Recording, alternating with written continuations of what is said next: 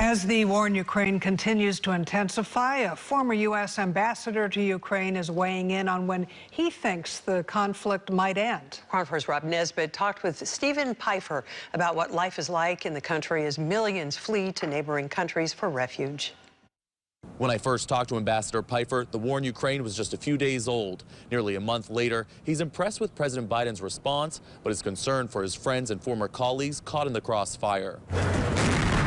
As the battle rages on in Ukraine, there seemed to be some give from the country's president. Zelensky saying this week that he's willing to negotiate with Putin and promised not to seek NATO membership if it means a withdrawal of Russian troops. Former ambassador to Ukraine Stephen Pfeiffer says it's an enticing item to negotiate because of Article 5 of the NATO treaty that states an attack against one is an attack against all. Had Ukraine been a member of NATO before this invasion, the U.S. military, the British NATO military forces would be coming to defend Ukraine. Pfeiffer says there are several ways the war in Ukraine could play out. In his opinion, the most likely outcome is a stalemate, where the Russian military eventually runs out of steam. That they've lost the capacity really to conduct major offensive operations.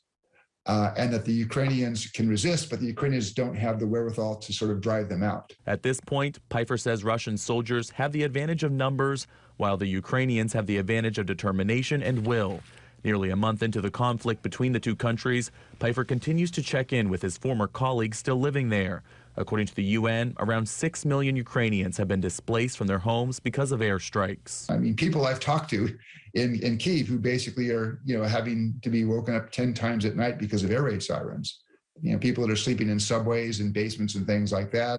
While sanctions imposed on Russia have affected gas prices here, Pfeiffer says they've had bigger implications for people living in Russia, lowering the value of the ruble about 30% and closing the Russian stock market for the last 3 weeks. In San Francisco, I'm Rob Nesbitt, Crown 4 News.